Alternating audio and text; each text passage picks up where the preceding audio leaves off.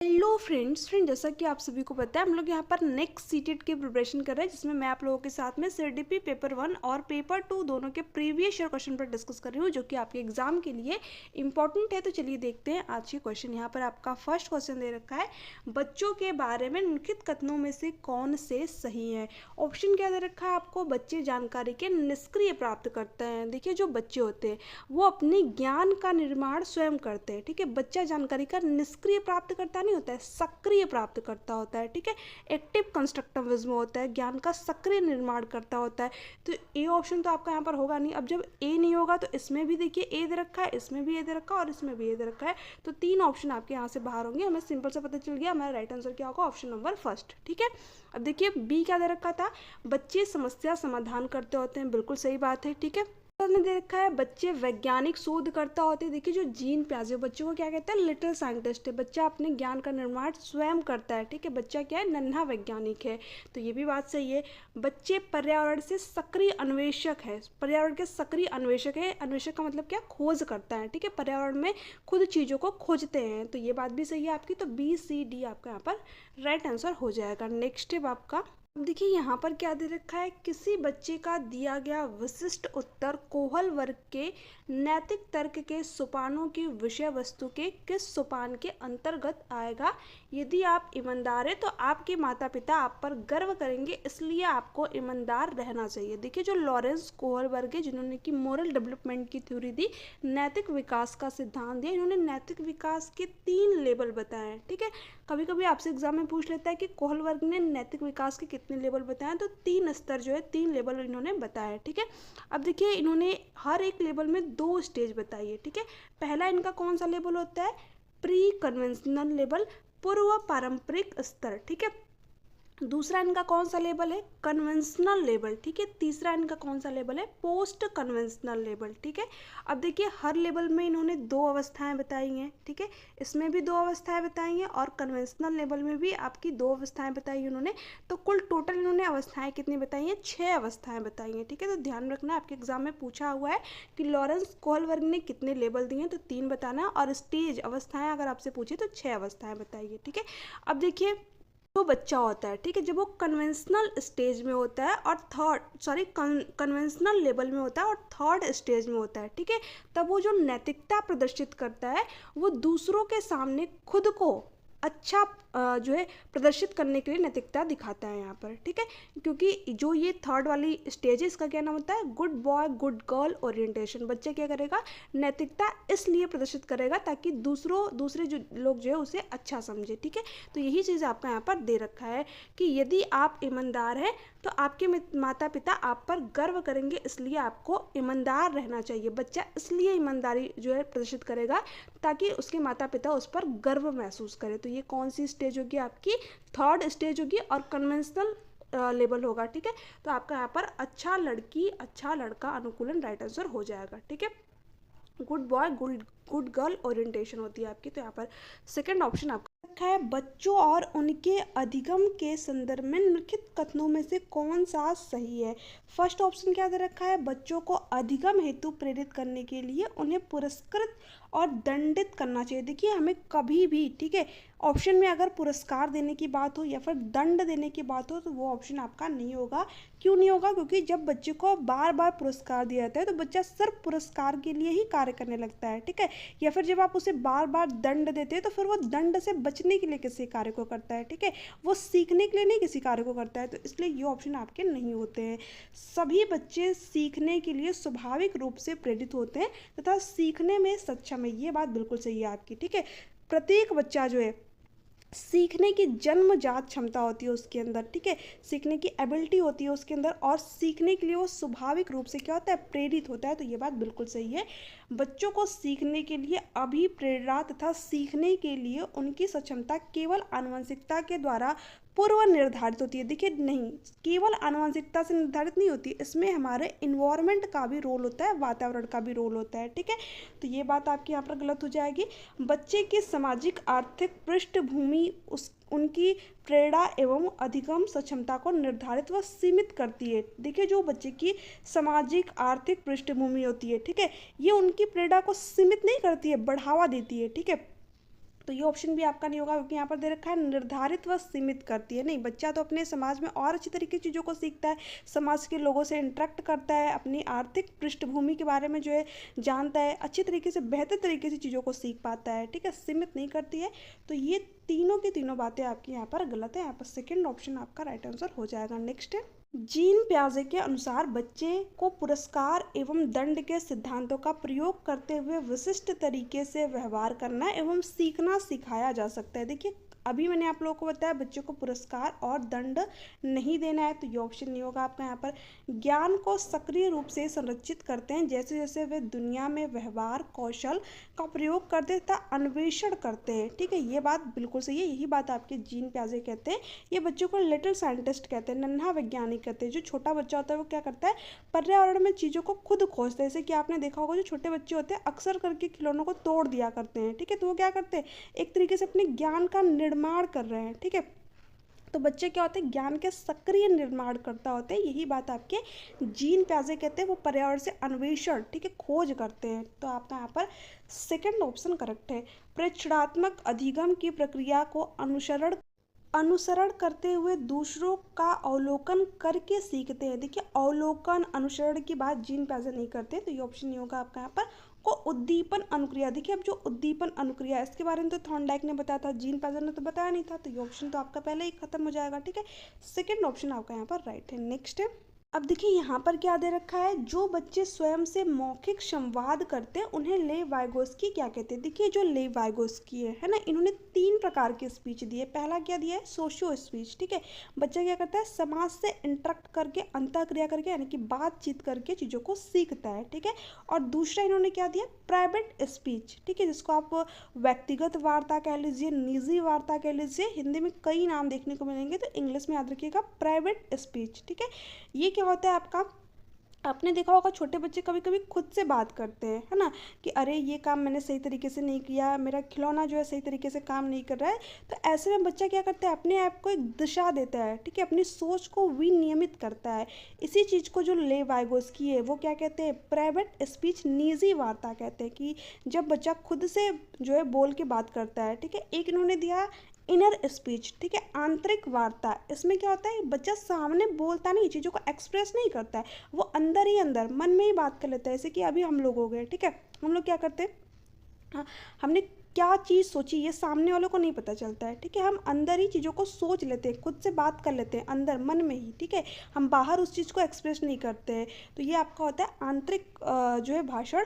तो इन तीनों के बारे में कौन बताया, आपके ले वाइगोस्की ने बताया। ठीक है, बट यहाँ पर देखिए मौखिक संवाद, यानी बच्चा बाहर बोल रहा है, तो यहाँ पर आपका क्या होगा, व्यक्तिगत वार्ता, निजी वार्ता हो जाएगा। तो आपका थर्ड ऑप्शन राइट आंसर हो जाएगा। समस्यात्मक वार्ता नहीं होगा, भ्रांत वार्ता नहीं होगा। देखिए, जो अहम केंद्रित वार्ता इसने दिया था जीन पियाजे ने। ठीक है, जिस चीज को ले वाइगोस्की प्राइवेट स्पीच कहते हैं, व्यक्तिगत वार्ता कहते हैं, उसी चीज को जो है जीन पियाजे अहम केंद्रित वार्ता कहते हैं। ठीक है, बच्चा जब खुद से बात करता है तो उसी चीज को ले वाइगोस्की कहेंगे प्राइवेट स्पीच, और उसी चीज को जीन पियाजे कहेंगे अहम केंद्रित वार्ता। ठीक है, क्योंकि ये अलग अलग मनोविज्ञानी के तो अलग अलग अपने थॉट हो सकते हैं, तो इसलिए जो है यहाँ पर बट हमसे ले वाइगोस्की के बारे में पूछा था, तो इसलिए थर्ड ऑप्शन करेक्ट है। नेक्स्ट है, खिलौने, पहनावे की वस्तुएं, घरेलू सामग्रियां, व्यवसायों एवं रंगों को विशिष्ट लिंग के साथ संबंधित करना क्या प्रदर्शित करता है। देखिए, जैसे कि आपने अक्सर करके देखा होगा, लड़कियों को क्या किया जाता है, घर के अंदर के काम दिए जाते हैं, और लड़कों को घर के बाहर के काम। ठीक है,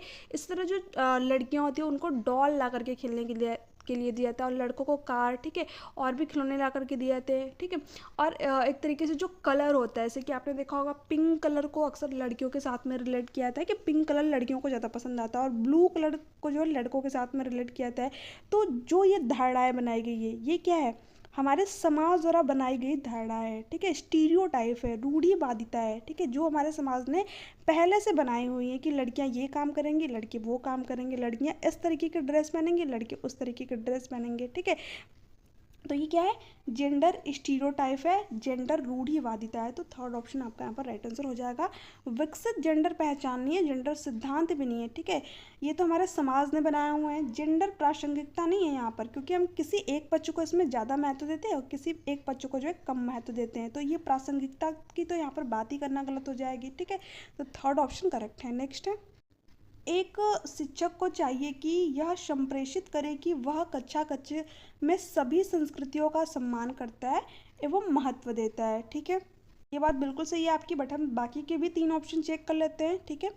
अब देखिए यहाँ पर क्या दे रखा है, वह विद्यार्थियों के बीच तुलना को अधिकतम करे। देखिए कभी भी विद्यार्थियों के बीच में तुलना नहीं करनी है, ठीक है, कंपटीशन को बढ़ावा नहीं देना है हमें विद्यार्थियों के बीच में, हमें उनके सीखने पर फोकस करना है। तो ये ऑप्शन नहीं होगा। वह विशेष संस्कृति समुदाय के बच्चों को बढ़ावा दे, नहीं, हमें विशेष संस्कृति वाले समुदाय के बच्चों को बढ़ावा नहीं देना है, सभी बच्चों को बढ़ावा देना है, ठीक है। क्योंकि जो इंक्लूसिव एजुकेशन है, समावेशी शिक्षा है, वो क्या कहती है कि हम सभी बच्चों को इंक्लूड करके एजुकेशन प्रोवाइड करें, चाहे बच्चा दृष्टिबाधित हो, ठीक है, या फिर श्रवण बाधित हो सकता है कि एक क्लासरूम में दृष्टिबाधित छात्र भी हों, ठीक है, श्रवण बाधित छात्र भी हों। तो हमें ऐसे में क्या करना चाहिए, सभी छात्रों को इंक्लूड करके एजुकेशन देनी चाहिए, ठीक है। और कैसी एजुकेशन, एज पर नीड, ठीक है, जैसे बच्चे की ज़रूरत है उसके अकॉर्डिंग जो है हम उसको चीज़ें प्रोवाइड करें, ठीक है, एज पर नीड एजुकेशन दें। मान लीजिए आपकी क्लासरूम में एक श्रवण बाधित छात्र है, तो ऐसे में आप क्या करेंगे, बच्चे को सुनने में प्रॉब्लम है तो उसके सामने चित्रात्मक चीज़ें प्रस्तुत करिए, ठीक है। मान लीजिए क्लासरूम में आपके जो है एक दृष्टिबाधित छात्र है, तो आप ऐसे में क्या करेंगे, बच्चा देख नहीं सकता है चीज़ों को बट सुन तो सकता है, ठीक है, स्पर्श तो कर सकता है चीज़ों को, तो आप उसको जो है ऑडियो जो है मटेरियल उपलब्ध करवाएंगे, या फिर जो स्पर्श करने वाली चीज़ें होती है वो ला करके देंगे, जैसे कि ब्रेल लिपि आपका हो गया, ठीक है। तो ये सारे क्वेश्चन आपके एग्जाम में बने हुए हैं, ऐसा नहीं कि मैं आपको ऐसे ही बता रही हूँ। कई बार आपके एग्जाम में पूछा है कि श्रवण बाधित छात्र के लिए कौन सी सामग्री जो है यूज़ करना चाहिए, दृष्टिबाधित छात्र के लिए कौन सी सामग्री यूज करनी चाहिए, ठीक है। तो यहाँ पर मैंने आपको सारी जो है यहाँ पर बता दी, तो आपको ध्यान में रखने हैं, ठीक है। अब देखिए ये तो ऑप्शन आपका होगा नहीं, क्योंकि हमें सभी बच्चों को जो इंक्लूसिव एजुकेशन है, जो समावेशी शिक्षा इंक्लूसिव एजुकेशन है, वो सभी बच्चों को जो है इंक्लूड करने की बात करती है, समाहित करने की बात करती है। तो इसमें सिर्फ विशेष दे रखा था तो इसलिए नहीं होगा। वह विद्यार्थियों के बीच सांस्कृतिक विभिन्नताओं तथा विविधता की अनदेखी करे। देखिए अनदेखी नहीं करनी, विविधता को महत्व देना है। जो बच्चे के अंदर इंडिविजुअल डिफरेंसेस है, इसके साथ साथ सांस्कृतिक विभिन्नता है, ठीक है, वो बच्चा अलग अलग कल्चर का हो सकता है, अलग अलग समाज का हो सकता है, अलग अलग संस्कृति का, अलग अलग जो है उसकी आर्थिक पृष्ठभूमि हो सकती है। तो ऐसे में प्रत्येक बच्चा दूसरे बच्चे से सीखेगा कुछ ना कुछ, ठीक है, बच्चे की जो स्किल है, जो कौशल है वो डेवलप होगा। तो हमें अनदेखी नहीं करनी है, उसको बढ़ावा देना है, ठीक है, प्रोत्साहित करना है उस चीज़ को। तो ये ऑप्शन आपका नहीं होगा, ये भी नहीं होगा आपका। यहाँ पर क्या होगा, फर्स्ट ऑप्शन करेक्ट है। यह संप्रेषित करता है कि कच्चा कच्चे में सभी संस्कृति का सम्मान करता है, वो महत्व देता है, ठीक है। तो आपका फर्स्ट ऑप्शन करेक्ट है। नेक्स्ट है, अब देखिए ये क्वेश्चन क्या दे रखा है, निम्नलिखित में से कौन सा स्तंभ क के बच्चों को स्तंभ ख में उनकी प्राथमिक विशेषताओं के सही मिलान को प्रस्तुत करता है, ठीक है। अब देखिए फर्स्ट क्या दे रखा है, इसमें बताना है कि सही मिलान आपका क्या होगा। चलिए देखते हैं, प्रतिभाशाली, ठीक है, गिफ्टेड चाइल्ड की यहाँ पर बात हो रही है, ठीक है। जो गिफ्टेड चाइल्ड होता है, प्रतिभाशाली बच्चा होता है, उसके अंदर क्या होता है, हायर ऑर्डर थिंकिंग स्किल होती है, ठीक है। बच्चा जो है बहुत ही तीव्र गति से चीज़ों को सीख सकता है, ठीक है। तो ध्यान रखिएगा, ठीक है, जो गिफ्टेड चाइल्ड होते हैं वो बहुत ही तीव्र गति से चीज़ों को सीखते हैं और उनके लिए चुनौतीपूर्ण कार्य देने चाहिए, ठीक है। इनके अंदर हायर ऑर्डर थिंकिंग स्किल होती है। तो इसका देखिए क्या होगा, ए का तो आपका होगा फोर्थ, ठीक है, शीघ्रता से एवं स्वतंत्र रूप से सीखने की योग्यता होती है गिफ्टेड चाइल्ड के अंदर। अब देखिए ए का जब आपका फोर्थ होगा तो इसमें फर्स्ट दे रखा है, तो इसलिए ये ऑप्शन तो आपका पहले ही बाहर हो गया। बाकी के तीनों ऑप्शन में ए का फोर्थ दे रखा है, ठीक है। अब चलिए हम बी को चेक करते हैं।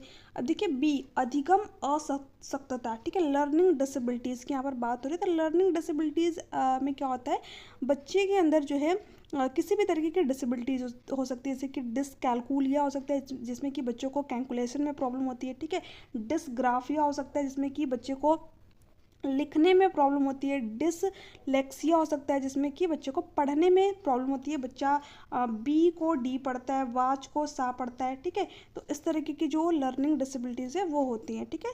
तो इसमें क्या होता है, धारा प्रवाह पढ़ने में जो है कमी होती है, तो बी का क्या होगा, बी का फर्स्ट होगा। अब देखिए बी का इसमें थर्ड दे रखा है तो ये नहीं होगा, और इसमें भी थर्ड दे रखा है तो ये भी नहीं होगा। हमें सिंपल सा पता चल गया हमारा ऑप्शन क्या होगा, थर्ड वाला ऑप्शन आपका यहाँ पर राइट आंसर हो जाएगा। बाकी के हमें दो नहीं भी पता थे तो भी हमें सिंपली आंसर मिल गया। तो इस अप्रोच से जब आप क्वेश्चन को सॉल्व करेंगे तो आपका टाइम भी जो है कम लगेगा और क्वेश्चन भी सॉल्व हो जाएंगे, ठीक है। जो ऑप्शन आपको नहीं भी आते रहेंगे उनके बारे में भी आपको पता चल जाएगा। तो आपको क्वेश्चन इसी तरीके से सॉल्व करने क्योंकि आपके एग्जाम में ज़्यादा टाइम नहीं रहता है, ठीक है। हालांकि 150 क्वेश्चन रहते हैं और 150 मिनट भी आपको मिलते हैं, बट जो है जो मैथ्स के क्वेश्चन होते हैं पेपर 2 की बात करें तो वो कैलकुलेटिव होते हैं, उसमें आपको टाइम लगता है, ठीक है।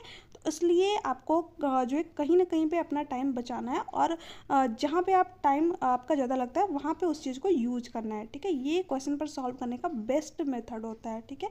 अब देखिए क्रिएटिव बच्चा कौन होगा, जो कि कई दिशाओं में सोच पाएगा, ठीक है, डाइवर्जेंट थिंकिंग कर पाएगा, अपसारित चिंतन, ठीक है, मूल समाधानों के बारे में सोच सकता है, ठीक है। तो सी का आपका सेकंड दे रखा है यहाँ पर, और उसके बाद में अवधान कमी अति सक्रियता व्यतिक्रम यानी डी का क्या होगा आपका, अब एक ही बचा ये आसानी से विचलित होने की आदत, जो बच्चा जिस बच्चे के अंदर क्या होगी ADHD, ठीक है, अवधान कमी अति सक्रियता व्यतिक्रम हो गया, वो आसानी से विचलित हो जाएगा, एक जगह पर उसका ध्यान केंद्रित नहीं रह पाता है, ठीक है।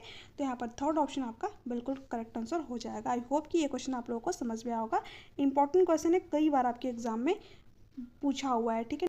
अब देखिए यहाँ पर क्या दे रखा है, एक बच्चा खिड़की के सामने से एक कौवे को उड़ता हुआ देखता है और कहता है एक पक्षी। इससे बच्चे के विचार के बारे में क्या पता चलता है, बच्चे की स्मृतियाँ पहले से भंडारित होती है, बिल्कुल सही बात, ठीक है।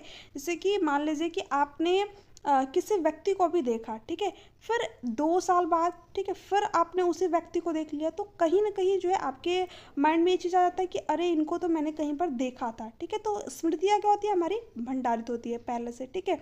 हम जिस चीज़ को देखते हैं वो उस चीज़ की जो एक स्मृति हमारे माइंड में बन जाती है, ठीक है। जैसे कि कोई भी चीज़ आपकी हो गई तो आपको तुरंत जब वो चीज़ वापस से आपके सामने आती है तो आपको तुरंत जो है रियलाइज़ होता है कि अरे इस चीज़ को तो मैंने कहीं पर देखा था, ठीक है। तो ये सही है आपकी। इसी तरह बच्चे की भी स्मृति होती है, ठीक है। अब नेक्स्ट पॉइंट क्या दे रखा है, बच्चे में पक्षी का प्रत्यय विकसित हो चुका है, तभी तो वो बच्चा बता रहा है यहाँ पर, ठीक है। जो बच्चा वो क्या कह रहा है, खिड़की के सामने एक कौवे को उड़ता देखता हुआ कह रहा है कि एक पक्षी, ठीक है, उसको पता है कि कौवा क्या है, एक पक्षी है, तभी तो बता रहा है, ठीक है। तो बच्चे के अंदर क्या है, पक्षी का प्रत्यय विकसित हो चुका है, सिंपल बात है।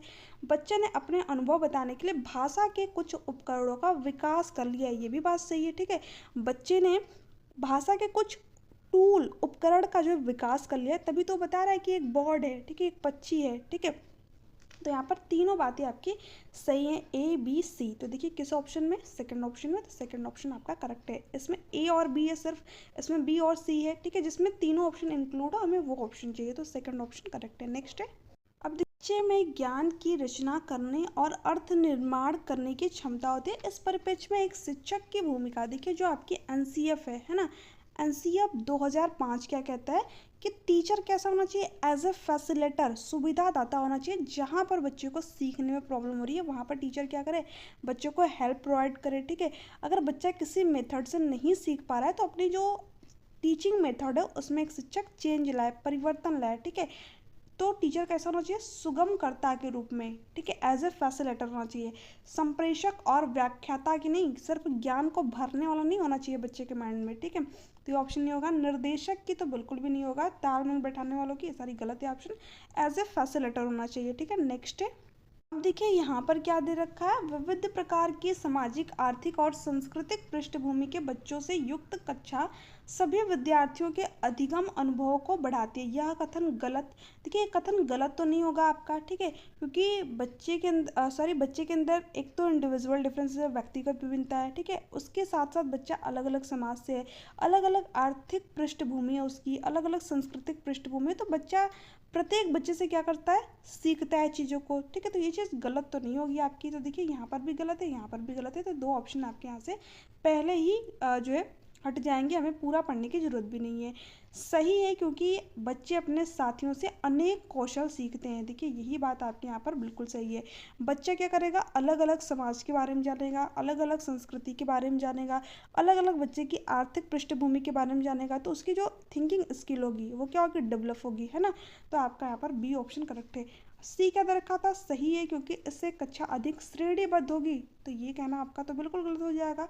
ठीक है, तो हमें देखिए दो ऑप्शन तो पहले ही पढ़ने की ज़रूरत ही नहीं पड़ेगी, क्योंकि पहला लिख दिया था गलत है। ठीक है, तो गलत तो ये आपकी बात होगी नहीं। तो इस तरीके से जो है अपने एग्जाम में क्वेश्चन सॉल्व करें, इससे कि आपका टाइम भी बचे और अपने राइट आंसर तक आप इजीली पहुंच जाएं। ठीक है, तो बी ऑप्शन आपका करेक्ट है। अब देखिए जो मैंने आप लोगों को बताया था कि श्रवण बाधित छात्रों के लिए यहाँ पर क्या चीज़ें करनी चाहिए, उसी से रिलेट करके क्वेश्चन बना हुआ है। क्या है, सुनने में असमर्थ बच्चा, श्रवण असमर्थता वाले बच्चों के विद्यालय में ही भेजा जाना चाहिए, नियमित विद्यालय में नहीं। अभी मैंने आप लोगों को बताया कि जो इंक्लूसिव क्लासरूम है इसमें क्या होते हैं, श्रवण बाधित छात्र भी होते हैं, ठीक है, दृष्टि बाधित छात्र भी होते हैं, सभी प्रकार के छात्र होते हैं। क्यों ऐसा क्यों किया जाता है कि अगर हम बच्चे को श्रवण बाधित छात्र वाले जो है स्कूल में विद्यालय में भेजते हैं, तो वहाँ पर बच्चे के अंदर हीन भावना डेवलप होती है, बच्चों को लगता है कि हम दूसरे बच्चे से अलग हैं। ठीक है, तो इसलिए जो है उनको दूसरे स्कूल में नहीं, नियमित विद्यालय में ही भेजा जाना चाहिए। ठीक है,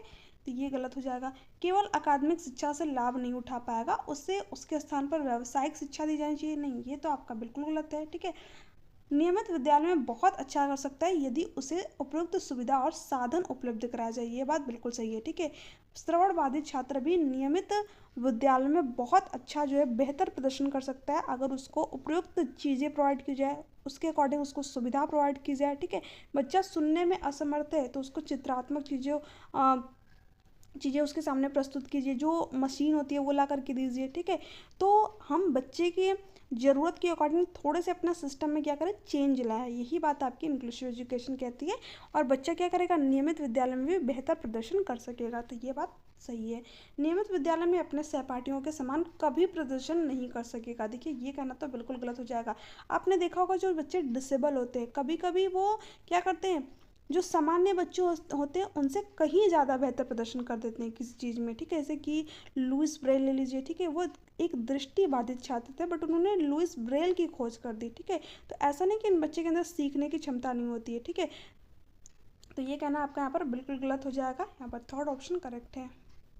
अब देखिए क्या दे रखा है, निम्नलिखित में से कौन सी विशेषता प्रतिभावान शिक्षार्थी की है। ठीक है, वह आक्रामक और कुंठित हो जाता है, तो क्या मैंने इसके बारे में आप लोग को बताया, नहीं बताया। ठीक है, मैंने तो बताया था कि प्रतिभाशाली जो बच्चा होता है उसके अंदर क्या होता है, हायर ऑर्डर थिंकिंग स्किल होती है, उसको चुनौतीपूर्ण कार्य देने चाहिए। ठीक है, बच्चा जो है बहुत ही शीघ्रता से चीज़ों को कर लेता है, तो ये ऑप्शन तो मैंने आप लोग को बताया ही नहीं था। यह कक्षा की गतिविधि अत्यधिक चुनौतीपूर्ण नहीं होती है, तो वह कम प्रेरित अनुभव करता है और ऊब जाता है। देखिए ये बात कहना बिल्कुल सही है। ठीक है, अगर एक जो गिफ्टेड चाइल्ड है, प्रतिभावान छात्र है, उसको आप सामान्य बच्चों की तरह ही कार्य देंगे तो वो क्या करेगा, कार्य को बहुत जल्दी समाप्त कर लेगा। ठीक है, अभी सामान्य बच्चे मान लीजिए किसी कार्य को जो है आधे घंटे में कर रहे हैं, और जो गिफ्टेड चाइल्ड है वो 10 मिनट में ही कर लेगा या फिर 5 मिनट में ही कर लेगा। क्यों, क्योंकि बच्चा गिफ्टेड है, उसकी जो IQ है वो 140+ है। ठीक है, तो ऐसे बच्चों को क्या करना चाहिए, चुनौतीपूर्ण कार्य देने चाहिए। ठीक है, अगर आप इनको चुनौतीपूर्ण कार्य नहीं देते तो ये क्या करेंगे, क्लासरूम में निरस्ता, ठीक है, उबन महसूस करेंगे, क्योंकि ये सामान्य बच्चों से पहले ही चीज़ों को कर लेते हैं। ठीक है, तो ये बात आपकी यहाँ पर सही है। वह बहुत ही तुनक मिजाज होता है, तुनक मिजाज नहीं होता है। ठीक है, उसके अंदर हायर थिंकिंग ऑर्डर स्किल होती है। ठीक है, वह रस्मी व्यवहार करता है, जैसे कि हाथ थपथपाना और डोलना आदि, ये कहना आपका गलत है, यहाँ पर बी ऑप्शन करेक्ट है। लास्ट क्वेश्चन, एक शिक्षिका अपनी प्राथमिक कक्षा में प्रभावी अधिगम को बढ़ा सकती है, अधिगम में छोटी छोटी उपलब्धियों के लिए पुरस्कार देकर। अभी मैंने आप लोगों को बताया बच्चों को छोटी छोटी उपलब्धियों के लिए पुरस्कार नहीं देना है, क्योंकि बच्चा फिर पुरस्कार प्राप्त करने के लिए किसी कार्य को करेगा, है ना, तो ये ऑप्शन नहीं होगा। ड्रिल और अभ्यास के द्वारा, देखिए जो NCF है आपकी, NEP हो गई। ठीक है, NCF और NEP हो गई, उसके बाद में जीन प्याजे हो गए, ले वाइगोस्की हो गए। ठीक है, ये लोग कभी भी रोड मेमोराइजेशन, ड्रिल प्रैक्टिस, इन सारी चीज़ों की बात नहीं करेंगे, बच्चों को अभ्यास नहीं कराना, उनके सीखने पर जो है फोकस करना है, बच्चा ज़्यादा से ज़्यादा चीज़ों को सीख पाए, समझ पाए, उनसे क्रियाकलाप कराइए आप। ठीक है, तो ये नहीं होगा। अपने विद्यार्थियों में प्रतियोगिता को प्रोत्साहन देकर, देखिए कंपटीशन को बढ़ावा नहीं देना है, ठीक है, उनके सीखने पर फोकस करना है। विषय वस्तु को विद्यार्थी के जीवन के साथ संबंधित करके, ये बात बिल्कुल सही है आपकी, और सबसे जो है अच्छा ऑप्शन है। क्यों? क्योंकि देखिए ऐसा ऑप्शन जब भी आपको दिखे, आपको पहले उस ऑप्शन को टिक। क्यों? क्योंकि हम बच्चों को जो भी चीज़ें पढ़ाएंगे अगर उसके रियल लाइफ से रिलेट करके पढ़ाएंगे, ठीक है, रियल लाइफ के एग्जांपल देंगे, तो बच्चा अच्छी तरीके से चीज़ों को समझ पाएगा। क्यों? क्योंकि उसने अपने इन्वायरमेंट में उस चीज़ को देखी हुई है, ठीक है, तो बच्चा वहाँ पर जो है रिलेट कर पाएगा, ठीक है, संबंध जोड़ पाएगा, समझ पाएगा उस चीज़ को, ठीक है। तो ये बात बिल्कुल सही है और ये ऑप्शन आपका सही है, ठीक है। यही बात आपकी एनसीएफ भी कहती है, एनईपी भी कहती है कि हमें बच्चों के रियल लाइफ से, उनकी वास्तविक दुनिया से चीज़ों को जोड़ करके बताना चाहिए। तो डी ऑप्शन आपका यहाँ पर करेक्ट है। तो फ्रेंड्स ये थे आज के कुछ क्वेश्चन कैसे लगे नीचे कमेंट सेक्शन में कमेंट करके जरूर बताइएगा। अगर वीडियो आपको अच्छी लगी हो तो चैनल को प्लीज़ सब्सक्राइब कर दीजिएगा, बेल आइकन को प्रेस कर दीजिएगा, ताकि वीडियो के से रिलेटेड जो नोटिफिकेशन है वो आप तक पहुँच सके, और वीडियो को ज़्यादा से ज़्यादा शेयर कीजिएगा, लाइक कीजिएगा। Thanks for watching. चलिए मिलते हैं आपसे नेक्स्ट क्लास में, तब तक के लिए बाय बाय, टेक केयर। और देखिए अगर आपको क्लास का पीडीएफ चाहिए तो पीडीएफ मैं आप लोगों को डेली टेलीग्राम चैनल पे शेयर करती हूँ, और डेली जो क्लासेस होती है वो 12 PM पर होती है, ठीक है। तो 12 PM पे आप लोग जो है डेली जुड़े क्लास में, और इसका पीडीएफ आप लोगों को टेलीग्राम चैनल पर मिल जाएगा। नीचे डिस्क्रिप्शन बॉक्स में आप लोगों को टेलीग्राम चैनल का लिंक भी मिल जाएगा, तो टेलीग्राम चैनल को ज़रूर ज्वाइन करें। वहाँ पर जो भी सीटेट के नोट्स से हैंड रिटन बिल्कुल फ्री हैं, वो भी मैंने आप लोगों को प्रोवाइड कर दिए। तो जो भी अभ्यर्थी नोट्स चाहिए अगर, तो आप लोग टेलीग्राम पे मुझे मैसेज कर सकते हैं, मैंने आप लोगों को टेलीग्राम पे जो है नोट शेयर कर दूँगी, ठीक है। तो चलिए मिलते हैं आपसे नेक्स्ट वीडियो में, तब तक के लिए bye bye, take care, thanks for watching.